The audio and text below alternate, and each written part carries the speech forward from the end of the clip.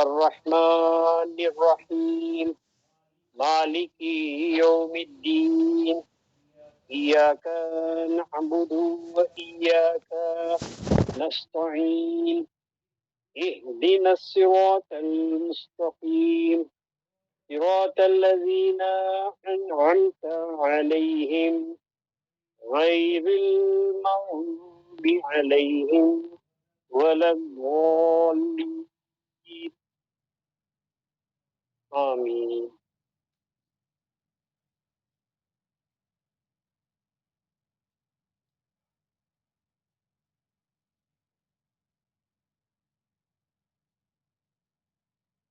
اعوذ باللہ من الشیطان الرجیم، بسم اللہ الرحمن الرحیم۔ جب اللہ تبارک و تعالیٰ کی کتاب قرآن کریم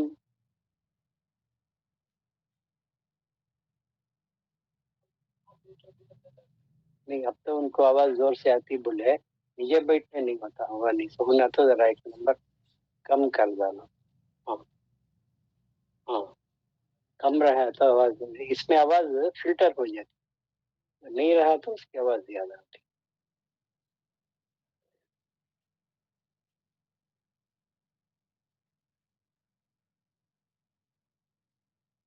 جیسے ہی ہم کلام پاک کو کھولتے ہیں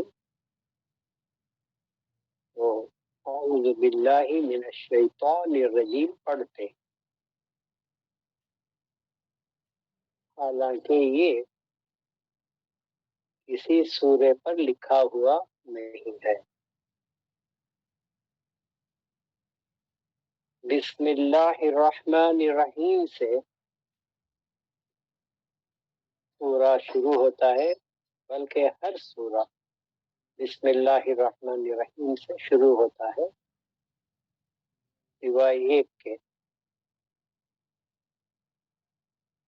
تو جو اعوذ باللہ من الشیطان الرجیم جو ہم پڑھ رہے ہیں، یہ کس حکم پر پڑھ رہے ہیں؟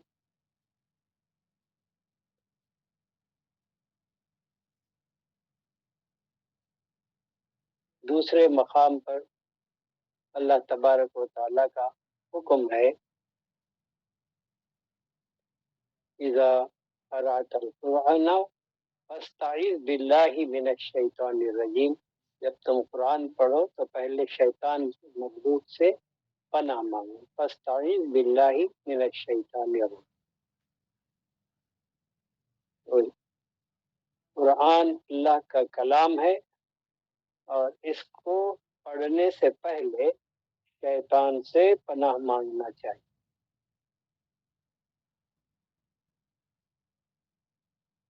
جو اعوذ باللہ من الشیطان الرجیم کے الفاظ ہیں، یہ کسی بھی سورے پر یا کسی بھی پارے پر لکھے ہوئے نہیں ہیں۔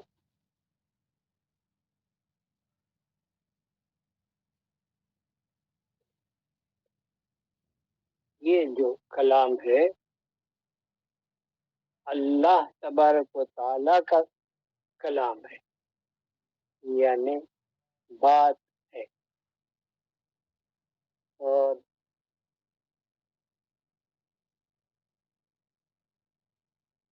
اس کو سمجھنا آسان بات نہیں ہے جب تک کہ اس کو سمجھانے والا نہ سمجھائے۔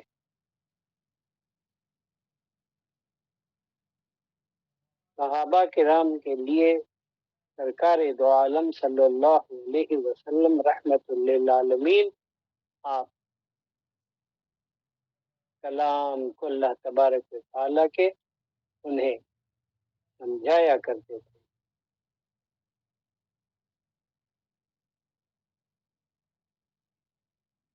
رمضان سے پہلے راتوں میں جاگنا مشکل ہے اور روزے کی حرارت نہیں تو اس کا سمجھنا بھی دشوار ہے۔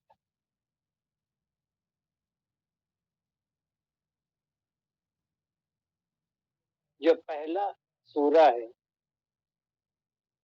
جس کو ہم سورۃ الفاتحہ کہتے ہیں،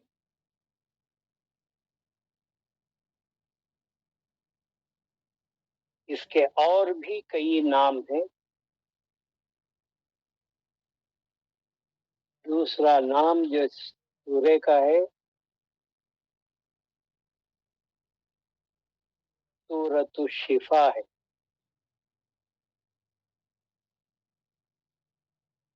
اور بھی نام ہیں۔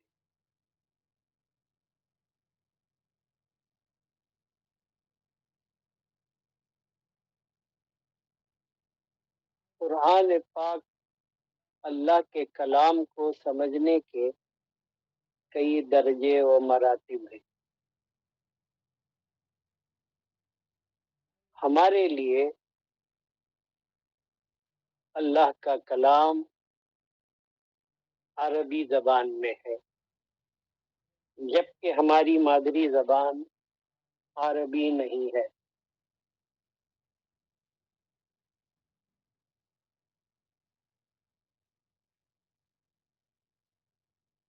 جب یہ اللہ کا کلام نازل ہوا اور کہاں پر؟ عربوں کے درمیان ہوا، جن کی زبان مادری زبان خود عربی تھی۔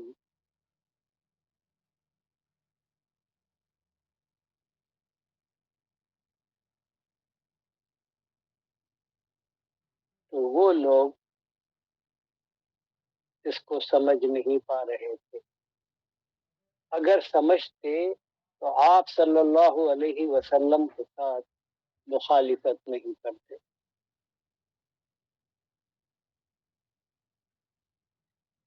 آج کی اس نشست میں میں ایک پورے فاتحہ ہی نہیں بلکہ پورے کلام کو سمجھنے کے لیے ایک مثال پیش کرتا ہوں۔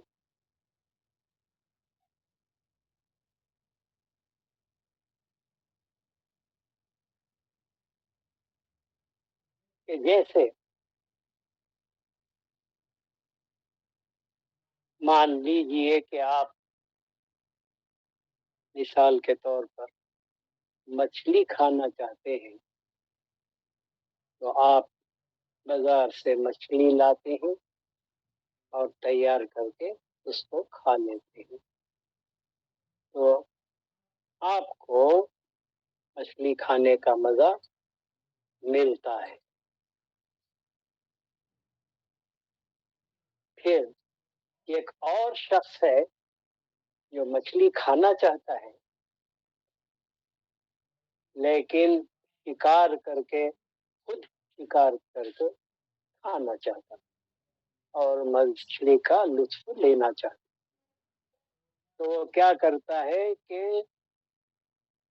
سمندر پر جا کے کھڑا ہو جاتا ہے یا کسی نہر نالے ندی پر کھڑا ہو جاتا ہے اور کانٹا ڈال کر مچھلی کا شکار کرتا ہے اور مچھلی پکڑ کر لاتا ہے اور لطف اندوز ہوتا ہے مچھلی کو پکا کر۔ تو اس کو کتنے مزے ملے مچھلی کے شکار کا اور پھر مچھلی کے کھانے کا۔ تیسرا ایک شخص ہے جو کنارے کھڑ کر ندی کے سمندر کے شکار نہیں کرنا چاہتا بلکہ سمندر میں سفر کر کے کشتی لے جا کر جالا ڈال کر مچھلی کو پکڑ کر لاتا ہے جالے۔ بتائیے اس کو کتنے مزے ملے؟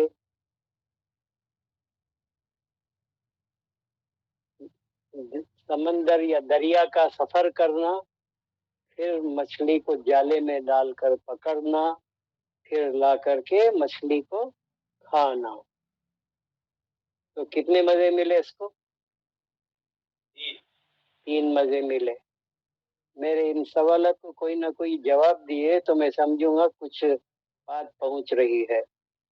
मैं एकदम जोश और खरोश से उछल कूद करके बयान नहीं करना चाहता हूँ, बल्कि कुछ बात हकीकत की आपकी ज़हन नशीन करना।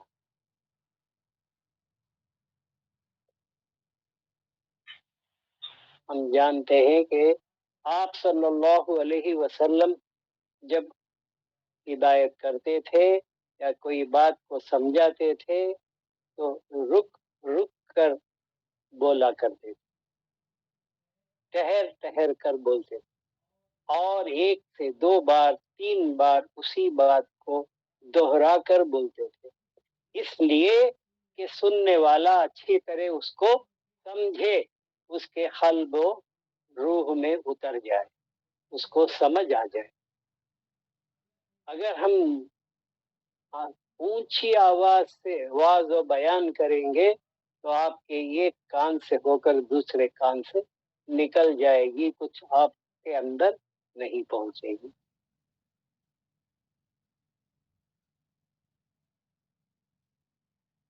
तो मछली खाने वाला अब कितने किस्म के हो गए? जवाब चाहिए मुझे। 3 किस्म के हो गए। एक वो जो बाजार से मछली खरीद कर लाया और तैयार करके खा लिया। दूसरा वो जो कांटा डालकर मछली को समंदर के नदी के किनारे खड़कर शिकार किया और लाकर खा लिया। उसको 2 तरह के मजे मिले, एक कांटा डालकर मछली पकड़ना और फिर मछली को लाकर खाना। तीसरा वो जो बोला कि मुझे इस तरह नहीं, मुझे और समंदर का सैर करना है, तो समंदर पर किश्ती लेके गया, जाला डाला और मछली पकड़ कर लाया अपने जाले और फिर उसको खाने लगा। तो उसको कितने मजे मिले? भूल गए? अब सो रही कि क्या मालूम? 3 नींद आ गई। अच्छा, 3 तरह के। हाँ, 3 तरह के ना। हाँ, रिपीट करता हूँ मैं, अगर जागने की हिम्मत है तो जाग लेना, नहीं सोना है तो सो जाना, नहीं तो मैं पूछने के साथ जवाब देना, नहीं तो मैं भी बंद कर देता। मुझे जवाब चाहिए आपका ताकि मैं आगे बढ़ूं। पहला कौन? एक मिसाल दे रहा हूं मैं समझ के लिए, कुरान को समझने के लिए। क्या है कि एक आदमी मछली खाना चाहता है तो बाजार से मछली खरीद कर लाया और तैयार करके खा लिया। फिर दूसरा वो शख्स है जो बोलता है कि मैं खुद अपने हाथ से मछली का शिकार करूंगा और समंदर के किनारे खड़ा रहा और कांटा डालकर मछली पकड़ लिया और लाकर मछली खाया। तो उसको 2 तरह के मजे मिले, एक मछली के शिकार करने का और दूसरा मछली को खाने का।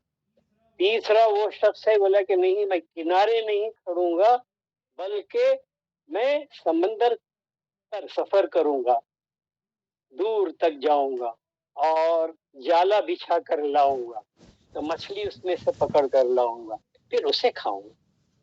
तो उसको कितने मजे मिले? उसको मजे मिले 3 मिले। एक समंदर की सैर का, समंदर पे जो सफर किया किश्ती ले जाकर अपनी, फिर जो जाला डाल करके मछली को पकड़ा, फिर वापस आके मछली खाया तैयार करके, तो उसको 3। एक और भी शख्स है ये बोलता है कि मेरा दिल इससे भी नहीं भरा, मैं समंदर पे सैर करूंगा, समंदर के अंदर गोता लगाऊंगा,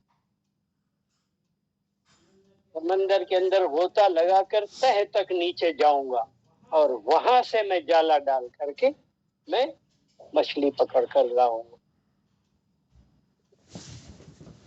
तो वो समंदर का सफर किया, समंदर का सैर किया, फिर समंदर के अंदर गोता लगाया और नीचे तक जा करके वो शिकार करके लाया। تو جب دیکھا تو اس کو مچھلی بھی ملی، اس کے ساتھ نیچے سے ہیرے، وہ موتی، وہ لولو، وہ مرجان، وہ جتنی بھی قیمتی چیزیں تھی وہ سب اس کے اندر جالے میں آ گئی. زمرود اور جتنے بھی قیمتی پتھر اور جواہرات وہ سب اس کے اندر سفر میں آ گئے. اس کو کتنے مزے ملے؟ چار طرح کے مزے ملے. یعنی سمندر کا سیر، پھر سمندر میں غوطہ لگانے کا سیر، پھر اس کے اندر شکار کر کے لانے کا سیر، پھر اس کے بعد مچھلی بھی کھانے کا، ساتھ ہی اسے اور کیا ملے؟ موتی اور قیمتی پتھر وغیرہ اندر سے مل گئے. تو یہ میرے سرکار مثال دیا کرتے تھے. یہ میرے طرف سے میں مثال نہیں پیش کیا ہوں، بلکہ میرے پیر و مرشد نے یہ مثال دی ہے قرآن کو سمجھنے کے لیے، کہ ایک وہ آدمی ہے جو قرآن خرید کر لاتا ہے اور عربی میں جیسے ہی الحمدللہ رب العالمین الرحمن الرحیم مالک یوم الدین ایاک نعبد و ایاک نستعین اهدنا الصراط المستقیم صراط الذین انعمت علیہم غیر المغضوب علیہم ولا الضالین. پڑھ لیا، با تجوید پڑھ لیا، قرات کے ساتھ پڑھ لیا، تحت لفظی پڑھ لیا. اس کو قرات پڑھنے کا مزہ آیا، عربی کے سننے کا مزہ آیا، بہت مزہ اور لطف اندوز ہوا. وہ ایسا ہے جیسے بازار سے مچھلی خرید کر لایا، اس کو تل کر بھون کر پکا کر ہر طرح سے اس کا مزہ لے لیا. لیکن ان الفاظ کے ایک معنی بھی نہ اس کے قلب میں اترا، نہ اس کے ذہن میں اترا. اب بتائیے دوسرا کون ہو سکتا ہے؟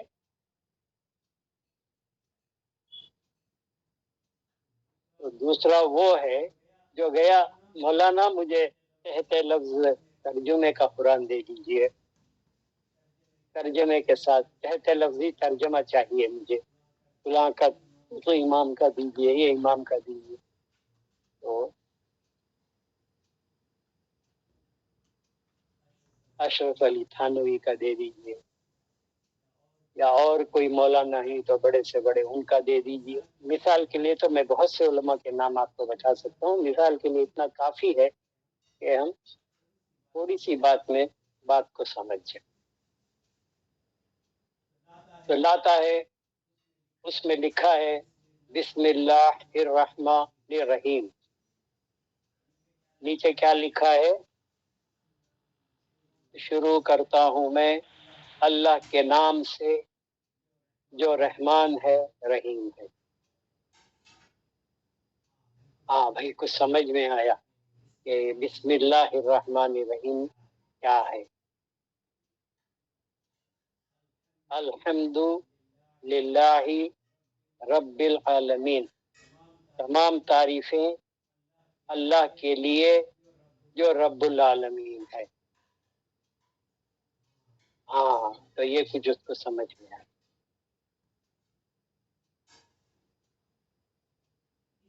اسی طرح ایک ایک آیت کو پڑھ کر تحت لفظ جو ترجمہ ہے اس کو پڑھ کر سمجھتا ہے. اس کو یہ فہم نہیں ہے کہ جو وہ پڑھ رہا ہے وہ صحیح سمجھ رہا ہے. لیکن بسم اللہ الرحمن الرحیم میں جو بسم اللہ ہے اور الرحمن ہے اور رحیم ہے، اس میں نام اللہ کا ہے، رحمان ہے اور رحیم ہے، اور سامنے کس سے شروع ہو رہا ہے؟ بسم اللہ. تو یہاں اس کو کوئی نہ شک ہے، نہ گمان ہے، نہ زبان ہے، نہ اس کی پہچان ہے. تو اس میں شروع کہاں سے آ گیا؟ یہ لفظ شروع جو ہے اردو سے جو اس کے اندر ترجمے میں دیا گیا ہے وہ کہاں سے آیا ہے؟ شروع کے لفظ کے لیے اس میں کوئی عربی لفظ ہے ہی نہیں. وہ مطمئن ہو گیا کہ چلو مجھے اتنا تو سمجھ میں آ گیا، جو عربی میں تھا پہلے بولتا تھا تو سمجھ میں نہیں آتا تھا، اب اس کا معنی سمجھ میں آتا. تو یہ کون سے درجے کا ہے؟ پہلا جو ہے ناظرہ پڑھ کر ایسے ہی گزر گیا، دوسرا جو ہے تحت لفظی ترجمہ پڑھ کر سمجھ گیا کہ بس میں بھی قرآن جانتا ہوں. اب تیسرا وہ شخص ہے جو مدرسے میں عربی پڑھ رہا ہے، سیکھ رہا ہے، طالب العلم ہے عربی زبان کا.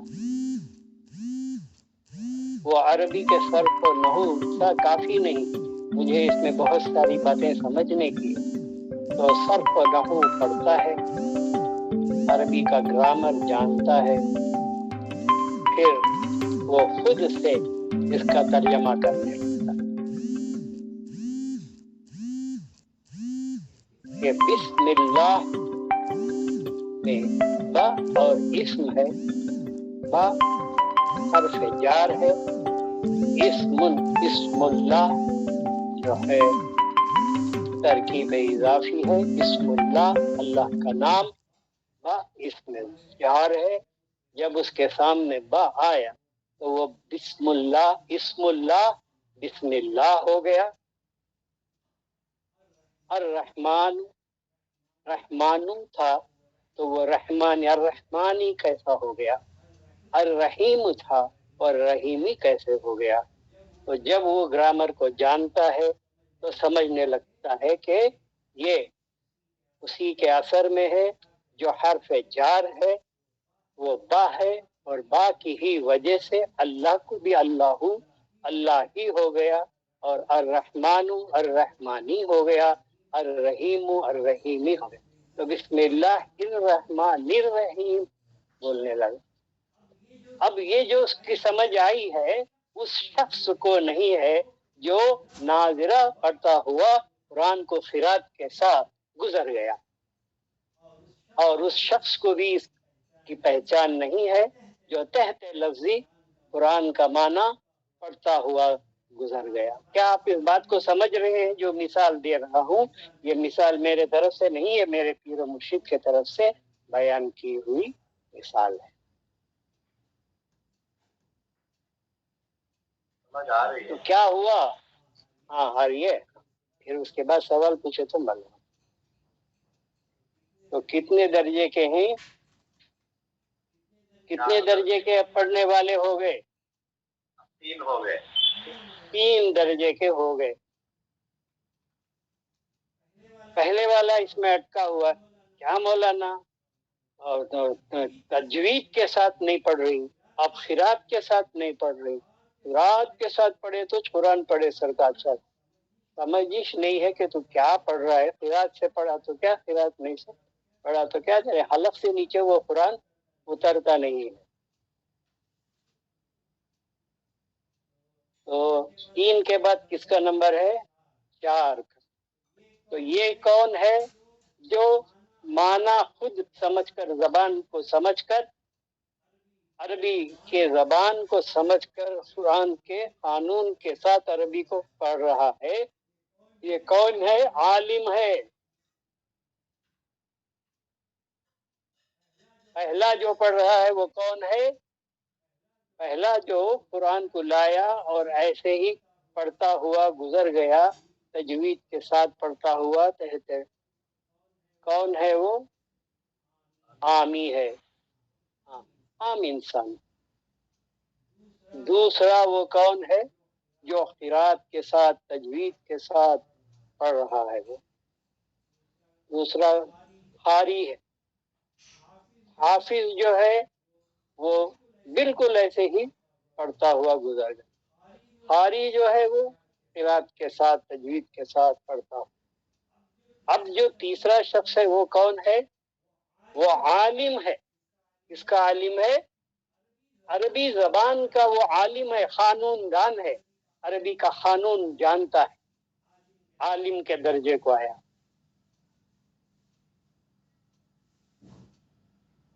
اچھا، اب 3 کے بعد اور کون سا درجہ باقی ہے؟ ایک اور ہے۔ کون ہے؟ جو اس کے اندر ہوتا لگاتا ہے۔ عربی کا عالم جو ہے ہر لفظ کا معنی جانتا ہے، ہر لفظ کا گرامر جانتا ہے۔ میں آپ کو بتاؤں گا کہ گرامر میں کہاں کہاں پر ضرورت ہم کو پڑتی ہے، اس کی ضرورت ہے۔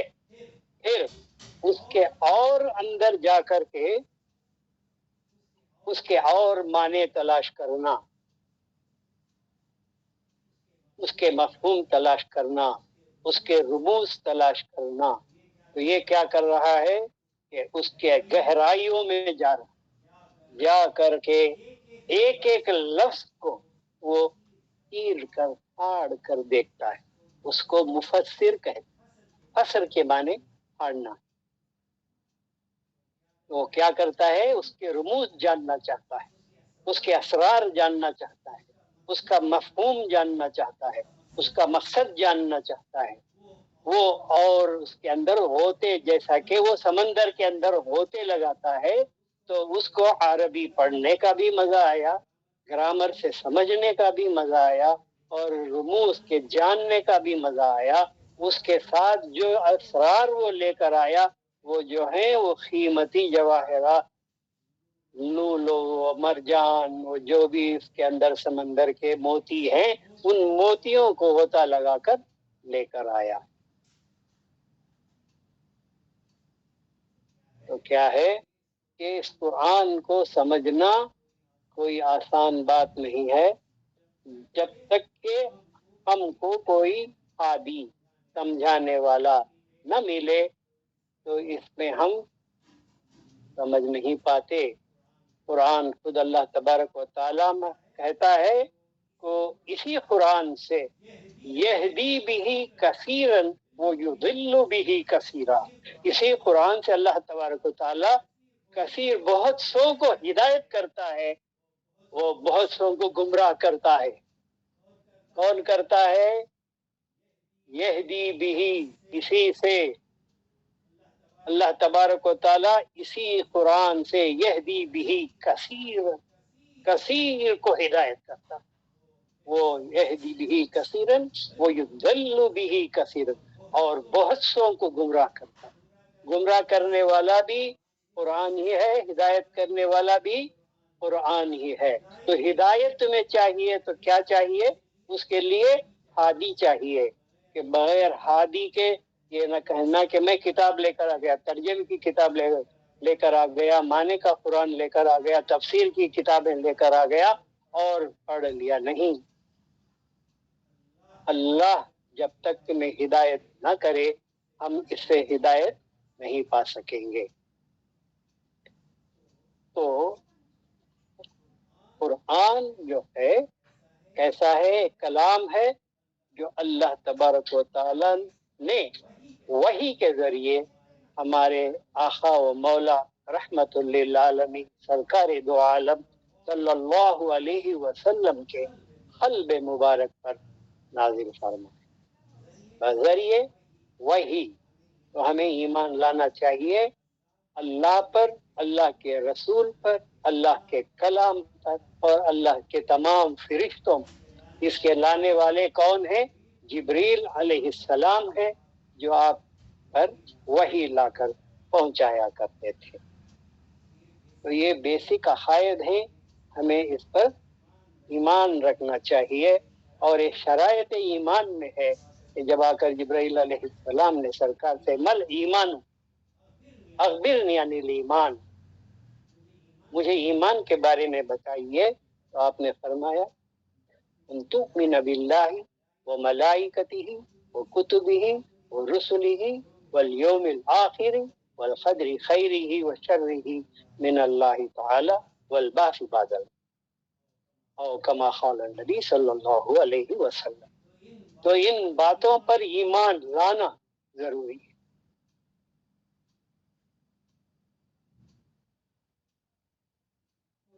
قرآن پاک میں جو یہ پہلا سورہ ہے، آپ دیکھیں گے کہ تمام دوسری آیتیں اور دوسرے سورے ایک طرف ہیں اور سورۃ الفاتحہ ایک طرف۔ کیا بات سمجھ میں آئی اس سے؟ کہ تمام سورے جو ہیں 114 سوروں میں ایک کو ادھر رکھ لیجئے تو 113 سورے اور پورے پارے ایک طرف، اور ان کا وزن سورۃ الفاتحہ کے مقابلے میں ایک طرف اتنا ہے کہ پورے قرآن کا وزن سمجھو ایک طرف ہے تو پورے فاتحہ کا وزن دوسری طرف اس کے مساوی ہے، بیلنس ہے۔ تو جو کچھ بھی تمام قرآن پاک کے اندر ہے یہ پورے کا پورا کس میں موجود ہے؟ اس سورۃ الفاتحہ کے اندر موجود ہے۔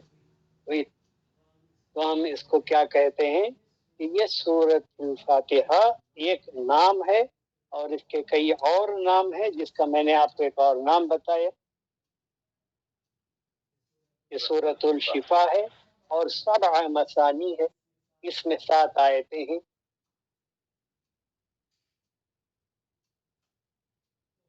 تو ہم کو اسے جاننے کے لیے، اسے سمجھنے کے لیے کتنا وقت اور کتنی زندگی چاہیے؟ ہم تو زندگی کے آخر موڑ پر کھڑے ہوئے ہیں، وقت ہاتھ سے نکل چکا ہے، لیکن پھر اللہ چاہے تو ہمیں ایمان و ہدایت عطا فرمائے۔ پورے قرآن پر ایمان لانے کے لیے ہمیں پورا قرآن پڑھ کر، ہر آیت کو جان کر، ہر ایک واقعے کو سمجھ کر اس پر ایمان لانا۔ اتنی زندگی مل جائے تو الحمدللہ، ورنہ ایک آیت پر ایمان لائے تو وہ مومن ہے۔ ایک آیت پر لا الہ الا اللہ محمد الرسول اللہ، ایک ہی آیت پر اگر ایمان لائے تو کافی ہے، وہ کیا بن گیا؟ مومن بن گیا۔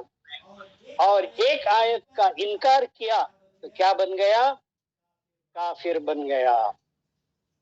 اس بات کو اچھی طرح ذہن نشین کرنا، یؤمنو ببعض و یکفرون ببعض، کیا کرتے ہیں؟ بعض پر ایمان لاتے ہیں اور بعض پر انکار کرتے ہیں۔ تو کیا ہو گئے؟ اگر قرآن کے اندر 6666 آیتیں ہیں، 6666 آیتیں ہیں، ان میں سے ایک بھی آیت کا اگر انکار کر دے تو وہ کیا بن جائے گا؟ کافر بن جائے گا، کافر ہو جائے گا۔ پورے کو نہیں، میں ایک آیت جو آپ پڑھائے میں اسی پر ایمان لایا، بسم اللہ پر ایمان لے کر آ گیا تو کیا ہو گیا؟ مومن ہو گیا۔ بسم اللہ، اس میں پہلا لفظ کون سا ہے؟ اللہ کا نام ہے جو اس میں ذات ہے، اور اللہ ہی پر تمہیں ایمان لانا ہے۔ تو اس ایک آیت کے اندر اللہ پر ایمان کیسے لانا، اگر یہ معلوم ہو گیا اور ایمان آ گیا تو وہ مومن ہو گیا۔ میرے کہنے کا مطلب کیا آپ سمجھتے ہیں کہ قرآن کی ایک آیت پر ایمان لانا پورے پر ایمان لانے کے برابر ہے، اور ایک آیت کا انکار کرنا پورے کا انکار کرنے کے برابر ہے، پورے قرآن کا انکار کرنے کے برابر ہے۔ تو ایک آدمی ہے جو صرف قرآن ناظرہ پڑھتا ہے، ایک وہ ہے جو عالم ہے، حافظ ہے، جو ہے عالم ہے، دوسرا جو ہے عارف ہے۔ عارف جو ہے وہ اندر ہوتا لگا کر اس کے رموز کو لاتا ہے۔ تو اسی طرح ان کے درجات و مدارج ہیں۔ ہمیں اللہ کے احکام پر پورے کے پورے ایمان لانا اور جاننا چاہیے جو احکام شریعت ہیں اللہ کے۔ تو اس کے مسائل ہم کو انہی علماء سے رجوع کر کے معلوم کرنا چاہیے۔ جو علماء ہیں جو مفتیان ہیں وہ آپ کو احکام شریعت بتائیں گے، اور جو اسرار ہیں وہ صوفیاء کرام اور اولیاء اللہ آپ کو خود کی تعلیم و تربیت و رموز آپ کو سمجھائیں گے، تو پتہ چلے کہ سب ایک ہی درجے اور ایک ہی مرتبے کے نہیں ہوتے ہیں، اور ان کے درجے اور ان کے مراتب کے برابر ہمیں ان سے فیض حاصل کرنا چاہیے۔ تھوڑا سا آگے بڑھتا ہوں کہ میں یا کوئی بھی اس سورہ فاتحہ کا حق ادا کرنا چاہے تو زندگی بھر ادا نہیں کر سکتا۔ یقین رکھیے کہ یہ 7 آیتیں جو اس میں ہیں، جن کو سبع مثانی کہتے ہیں، اس میں پورے کا پورا قرآن ضم، ایک آیت کی تفسیر قرآن کے کئی آیتوں میں ہوا کرتی ہے۔ بسم اللہ الرحمن الرحیم۔ 18 سال میں اپنے پیر و مرشد کے پاس تراویح میں 10 بجے سے 4 بجے تک سنتا رہا، اور اسی سورہ فاتحہ کو آپ نے 18 بار 18 طریقوں سے سمجھایا۔ سبحان اللہ سبحان اللہ۔ آج جو آپ اس کی تفسیر سن لیے، کل انہی سے اگر آپ جب سنتے ہیں تو وہ دوسری ہی تفسیر اس کی ہوا کرتی تھی۔ پھر تیسرے دن آپ سنیں گے تو پھر تیسری ہی تفسیر ہوا کرتی تھی۔ تو یہ ہے کمال قرآن کا کہ یہ ختم نہیں ہو سکتا اور ہم اس کا حق ادا نہیں کر سکتے، کہ جتنا بھی ہے، ہم جتنا بھی ملا شکر الحمدللہ، ہم اس کو پا کر اللہ کا شکر و حمد کریں۔ بسم اللہ میں جو الفاظ ہیں، سب سے پہلا جو ہے با۔ با ایک لفظ، ایک حرف ہے حروف تہجی میں، اور اس کے نیچے جو کسرہ ہے با کو بھی بناتا ہے۔ اسم اللہ کو جب یہ با ہے تو با اسم اللہ ہو، مل کر وہ بسم اللہ ہوا۔ اب ترجمے میں کیسے بتائیں گے؟ با کا جو اسم ہے، گاندھی عامر آلسو جوائنڈ۔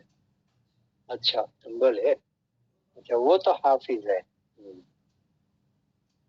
با جو ہے اس میں جار ہے، اپنے مجرور کو کسرہ دیتا ہے، اسم اللہ کو با مل کر بسم اللہ ہو گیا۔ با کا معنی کیا ہوتا ہے؟ وہ جو جار ہے کس لیے استعمال کیا جاتا ہے؟ ساتھ ہونے کے، اس کے ساتھ ہونے کے۔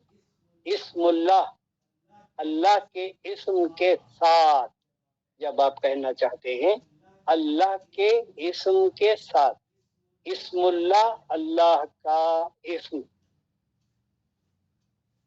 یعنی اللہ کا نام، اسم کہتے ہیں نام کو۔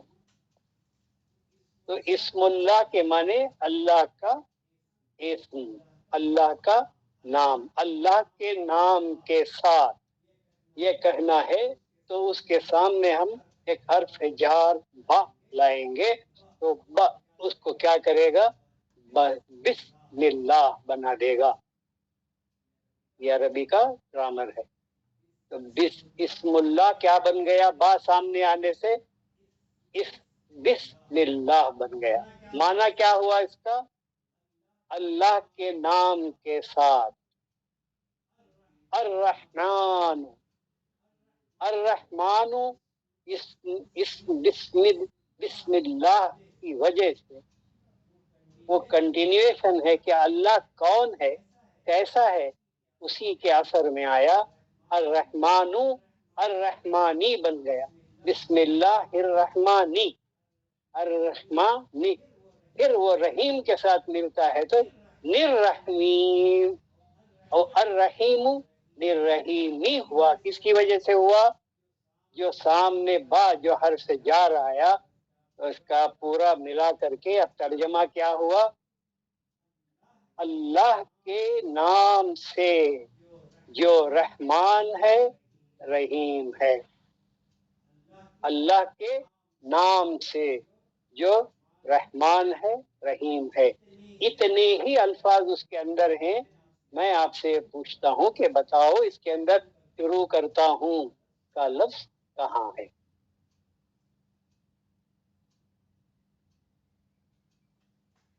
شروع کرتا ہوں کا لفظ اس میں نہیں ہے، تو ہم اپنی طرف سے اللہ کے کلام میں زیادتی کر رہے ہیں۔ میں نے ابھی اعوذ باللہ کو ترجمہ بھی نہیں کیا، اس کے اندر اس کی تفہیم بھی نہیں کی، کیونکہ اس کو انشاءاللہ ہم آگے کریں گے۔ اگر میں بسم اللہ اعوذ باللہ میں ہی رک جاؤں تو مہینہ رمضان کا بھی اگر گزر جائے تو اعوذ باللہ پورا نہیں ہوگا۔ اب اس بسم اللہ پہ میں یہی رک جاؤں تو آپ کا رمضان اور تراویح پورے ہو جائیں گے اور ہم بسم اللہ سے آگے نہیں بڑھ پائیں گے۔ آپ کل تک اس کا جواب تلاش کر کے رکھنا کہ اس میں لفظ شروع کرتا ہوں کہاں آیا۔ جو بولتے ہیں کہ نہیں یہ مسئلہ نہیں ہے، فاتحہ نہیں، درود فاتحہ سب سے پہلے ہے، سورۃ الفاتحہ نہیں تو قرآن ہی نہیں ہے۔ تو فاتحہ پڑھنے کے بعد ہی تم دوسرا پڑھ سکتے، اور فاتحہ کو نہیں سمجھے تو تمہیں نہ قرآن کو سمجھتے، نہ دین کو سمجھتے، نہ عقائد کو سمجھتے۔ تم گمراہی میں بھٹکے ہوئے رہیں گے، اندھیرے میں، قبر میں بھی وہی اندھیرا لے کر جائیں۔ جو فاتحہ کا انکار کرا تو اس کی فاتحہ بھی نہیں پڑھی جائے گی اس کی میت پر۔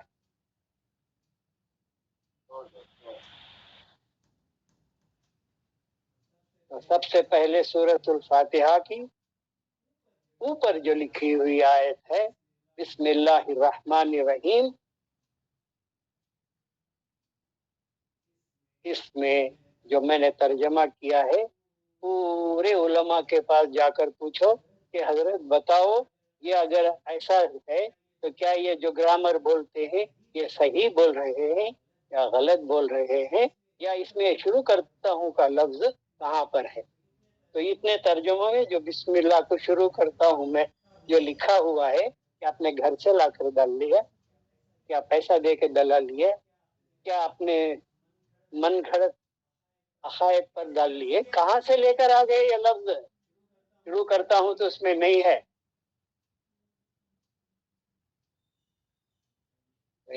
انشاءاللہ تعالی اسی لیے اللہ تبارک و تعالی فرماتا ہے کہ میں اسی سے بہت سوں کو گمراہ کرتا ہوں اور اسی سے بہت سوں کی ہدایت کرتا ہوں۔ تو یہدی بہ کثیرا ویضل بہ کثیرا۔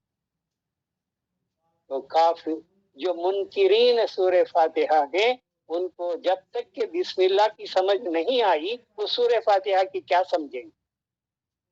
وہ فاتحہ کے بارے میں کیا سمجھیں گے؟ دو ہاتھ اٹھا کر ہمیں سامنے رکھ لے کر کھاتے ہیں، اس کو فاتحہ سمجھ گئے؟ تو سمجھ جو قرآن نے سب سے پہلے رکھا گیا ہے، کیوں رکھا گیا ہے؟ کہ تم اس فاتحہ کو سے جب تم سمجھ کر اس کی سمجھ نہیں پائیں گے، تم قرآن کے اندر کسی آیت کو بھی سمجھ نہیں پائیں گے۔ انشاءاللہ تعالی اگر کل چاند نظر آ جائے تو انشاءاللہ تعالی روزے شروع ہو جائیں گے، چالو ہو جائیں گے، اور انشاءاللہ تعالی ہم اس کے بعد اس کو کنٹینیو کریں گے۔ نیند پر آپ غلبہ حاصل کریں، اور رمضان کا جو راتیں ہیں یہ پورے کی پوری رات جاگنے کی ہے۔ ذرا جاگ لیں گے تو کیا ہے پتہ نہیں اگلے رمضان میں ہم رہیں گے یا نہیں، اگلے رمضان میں کیا ایک روزہ تک بھی رہیں گے کیا نہیں، اس کا تو کوئی پتہ نہیں۔ بہرحال یہ نیت تو ہونا چاہیے کہ ہم پورا رمضان روزے رکھیں گے اور پوری راتیں قرآن کو سمجھنے میں صرف کریں گے۔ انشاءاللہ میں دعا کرتا ہوں اللہ تبارک و تعالیٰ سے کہ ہمیں اسے سمجھنے کی توفیق عطا فرمائے، ہمارے قلوب کو اللہ تبارک و تعالیٰ ہدایت سے بھر دے اور اس کے ایمان سے بھر دے، اور نبی کریم صلی اللہ علیہ وسلم کی محبت سے ہمارے دلوں کو بھر دے اور ہمیں سیدھے راستے کی ہدایت عطا فرمائے، ان لوگوں کی جن پر تو نے انعام کیا ہے اور نہ ان لوگوں کی جن پر تو نے غضب کیا ہے۔ الحمدللہ رب العالمین، آمین ثم آمین۔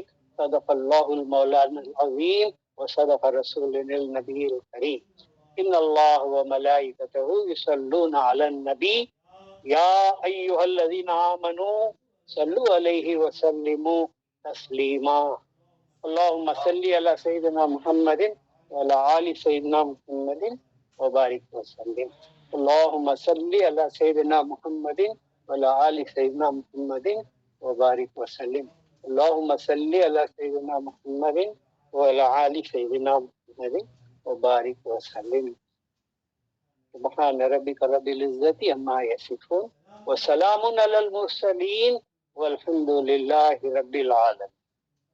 صلی اللہ علی محمد صلی اللہ علیہ، صلی اللہ علی محمد صلی اللہ علیہ۔